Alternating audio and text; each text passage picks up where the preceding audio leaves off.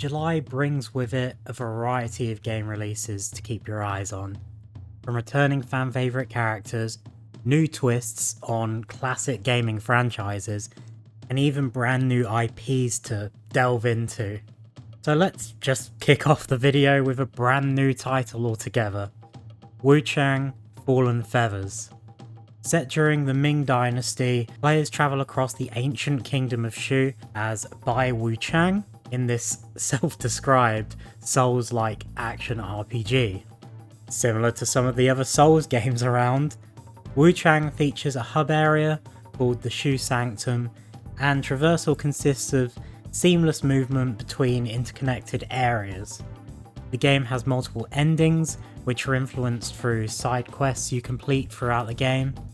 The gameplay also has multiple layers to it, with 25 different weapons with unique playstyles split across 5 weapon types.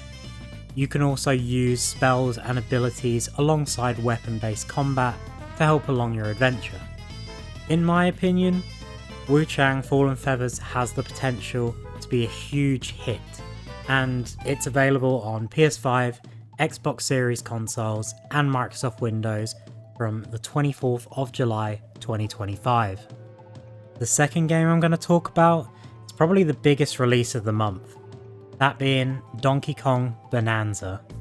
This is the Nintendo Switch 2's first big release post Mario Kart World, and it's very reminiscent of Super Mario Odyssey.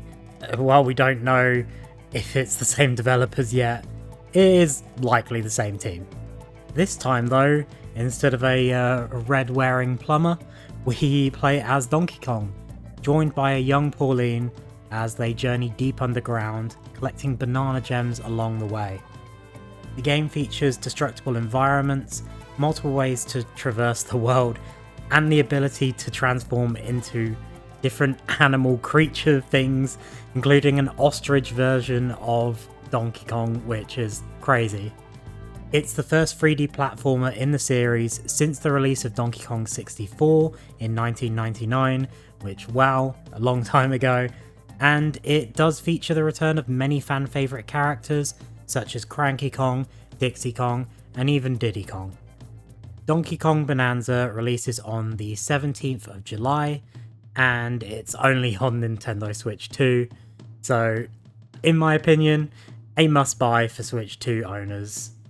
Now, there are a few remasters coming out this month, including Tony Hawk's Pro Skater 3 and 4, so if you're a fan, definitely keep your eye out for those. But for the last game on my list, I'm going to go with Ninja Gaiden Ragebound. 2D side-scrolling platformers are far from my favourite genre, but I do have a lot of respect for franchises that like to try something different with entries into their series every so often. Ragebound pulls Ninja Gaiden back in time to its 2D roots, while keeping the intensity found in more modern titles.